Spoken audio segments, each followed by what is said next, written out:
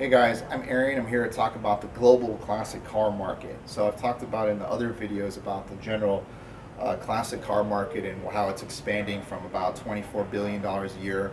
It's going to get to about $35 billion a year, and all these websites like Makem and JJ Barrett and all these guys that are auctioneers that are televising around the world how it's helping the market also.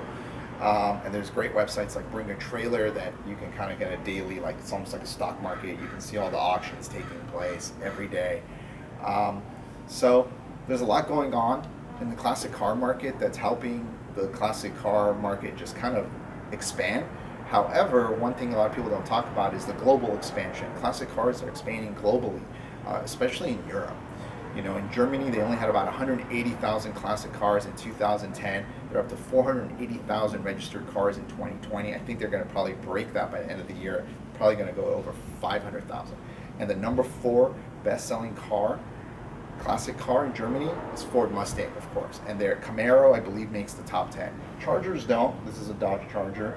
But I think eventually they will, and these prices will go up too. So what's happening is countries like Germany, Sweden, France, Chargers are big in France, by the way, UK, people are starting to buy classic cars, especially American cars.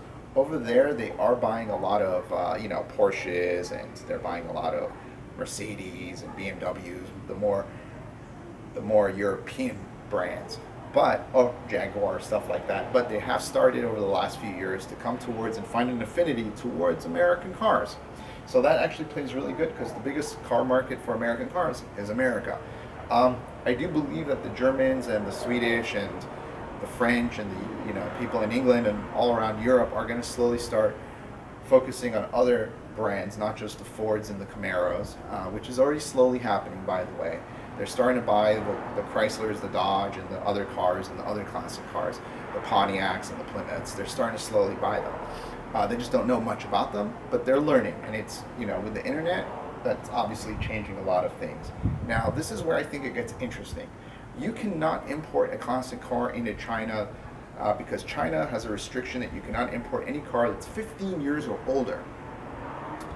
Let me tell you something. If Chinese market opens up to classic cars, the amount of demand you will see on classic cars and the prices of the classic cars will explode. That's just the reality of it. But I don't know when that's going to open up.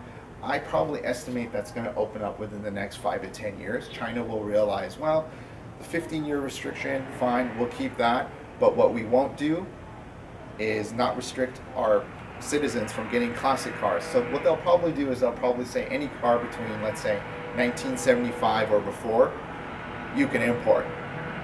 Because there's a lot of wealthy people in China who have a lot of power.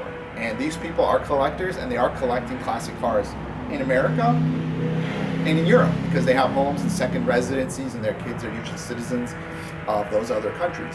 So what is happening is eventually the Chinese will want to bring these cars back to China, and these wealthy people will influence the government to take these restrictions off.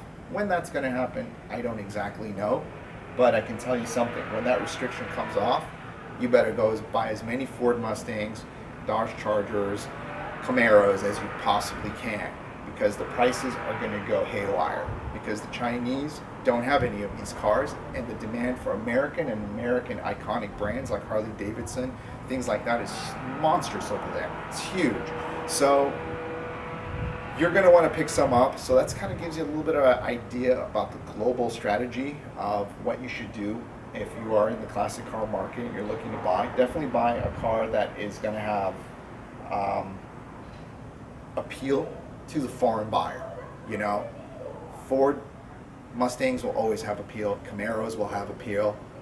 Chargers and Challengers and the Mopars, some of them will have these powerful muscle cars. The bigger engine, the better. You want to go with a 440 engine or a 400 engine. You don't want to get something small that's more of a cruiser. You want to get a real muscle car. That's where really the demand is, even in the United States. People pay a bigger premium for the bigger engines, of course. So these are things that you have to keep in mind, but the global demand for classic cars is just going to continue to expand. It's just going to continue to grow. You want to get in it. You want to get a model that you think is going to do well over time, and pick something that you're going to really like and have fun with. And that's kind of what I've done here. I own a couple classic cars, and I've really never lost money on them. I have a great time with them. So that's something to keep in mind. It is an investment. Um, I treat it like an investment. It is just like a stock or real estate. You hold on to it. You make sure you take care of it, just like you do with your real estate. Make sure it's well maintained and well taken care of, and it will appreciate if you buy the right car.